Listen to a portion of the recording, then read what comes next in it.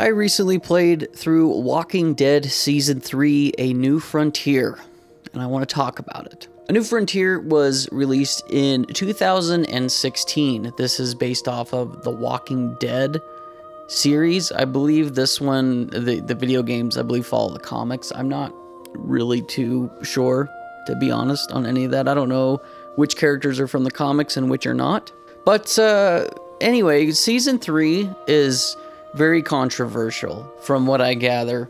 You know, I've always heard that, Walking Dead Telltale series is so good. Season 1 and 2 are bangers. Season 3 sucks. And then Season 4 is pretty good. And, you know, that's just something I've heard all the time. Well, last year, or maybe it's 2 years ago at this point, my brother-in-law ended up playing through all 4 seasons within like a week. And he got the full story, and he said he liked Season 3. So, I mean, I'd already played Season 1 and 2. I've already done reviews of those on this channel. And I wanted to play Season 3 and kind of find out for myself. And spoiler alert, I actually liked it. I enjoyed Walking Dead Season 3. And I've gone through and seen some criticisms that people gave on this. I think one of the biggest reasons people were salty is because Clementine takes a more supportive role in this. You're following a whole new band of characters. But I mean, I really liked the characters, to be quite frank with you. But I think the other thing is some of these episodes are pretty short. The shortest one was maybe like an hour and 10 minutes for me, hour 15. So it was I was probably like, I don't know, maybe 6 or 7 hours to beat the full thing. But granted, these games do beg replayability to find more options and whatnot, like more paths you could take. I usually don't do that when it comes to these types of games. What I do is I will beat the game, and whatever ending I get, that's the one I got, and then I will go look up the good endings or better endings or worse endings if I happen to get the good ending. I think the other thing too, though, is the other criticism people had is that this one's not very connected to Season 1 and 2, to be quite honest. Like there is lingering things from Season 2, which I'm gonna try not to spoil anything here, for like anything story-wise or anything like that. But there's a few things that do come over from Season 2. Clementine, obviously, but there's also a character tied to her from that season, which I won't get into, but that's kind of like her big story arc within this revolves around her and this other character from the previous seasons.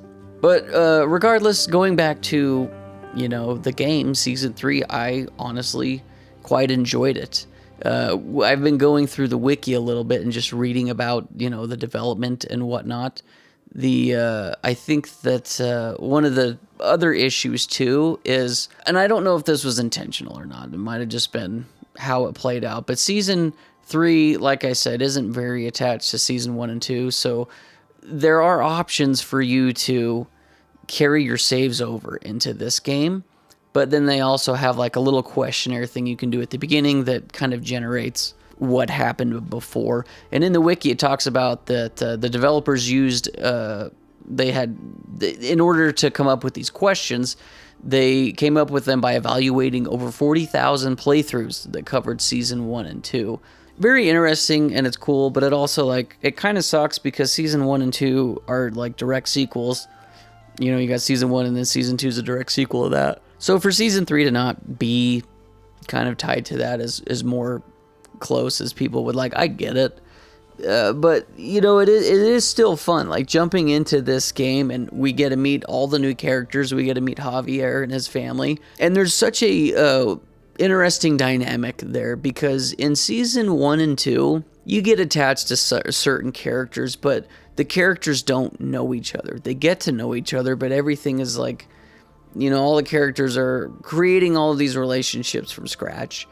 And in Season 3, you're dealing with a family, and it's a lot more, I don't know, relatable maybe? It's more, it feels like there's more on the line, where my whole goal while playing the game, obviously you play as Javi basically the entire time, but my whole goal was to protect my family and keep them alive at all costs.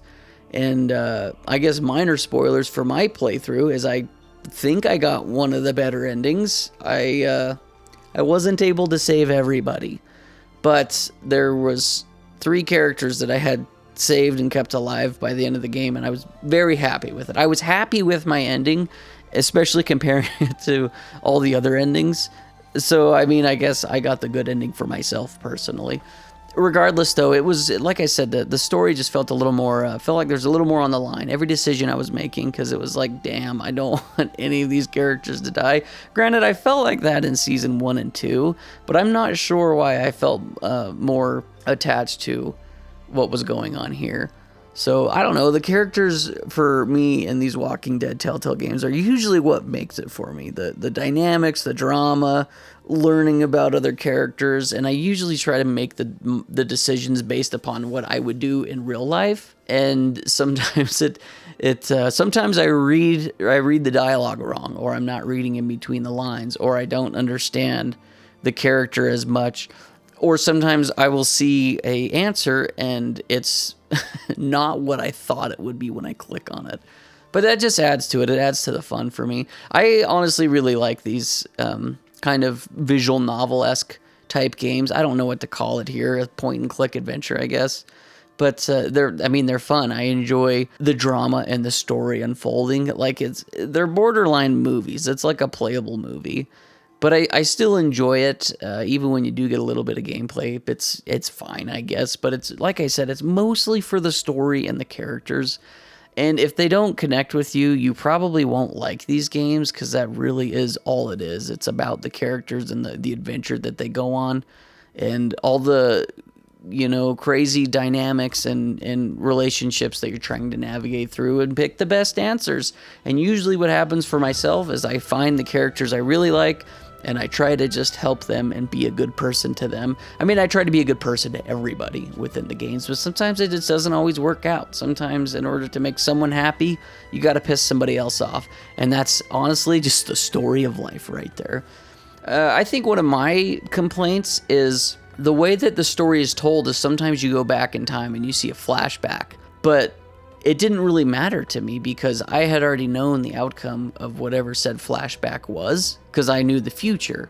And so it kind of warped my decisions of like, well, I don't know if it necessarily matters what I pick, because I already know what's happened in the future at the, past where we're making these flashback decisions. So I don't know, it just didn't really make sense to me, and I never really looked into it either to see how much that would influence outcomes, and maybe it does heavily.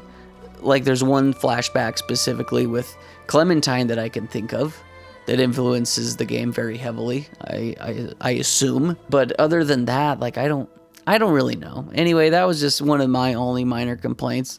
Other than that, though, like I think the game's fun. I think that the story it's a wild ride that you go on. And I do enjoy these Telltale games. Like I'm probably next year I'm going to play episode 4 or season 4, beat that. But I eventually want to do Wolf Among Us, and maybe I'll look into others that, there's tons of Telltale games, and maybe I'll look into some others and see if they're worth playing, if they're worth my time. Because as of right now, The Walking Deads are the only Telltale games I have played, season 1, 2, and 3. Now, I believe I've played season 1 and 2 twice each, but now I'm on to season 3, never played this one, and then, like I said, next year, season 4, but I don't know, I enjoy them. If you like these types of games, or if you want just a good, fun, wild ride of a story, and you want to feel bad about decisions you make, you should play these games. I do enjoy them. I think they're fun. I don't think they're worth $60. I don't know what these were upon release, how much they were, but I think you can pick up the complete series for like $15 or $20, and that's 4 games in one. So, yeah, I mean, I don't know. I enjoyed it. If, let me know your guys' thoughts down below. Let me know what you guys think about Walking Dead Season 3. Let me know what you guys think about Walking Dead as a whole, because I did enjoy this one, despite not playing as Clementine, and despite her taking more of a side role. I still enjoyed it. I think Javier's cool. I like his family. I like the kids that you're with. I like the girl that you're with as well. Kate is cool. Gabe is the little brother. I guess he's your nephew, but I don't know. It's just fun. And then you navigating Javi's and David's, their brothers, navigating their relationship is wild too. So it's just fun. I enjoyed this type of game. Is this my favorite Walking Dead in the series? No. Honestly, I still think number one has been my favorite.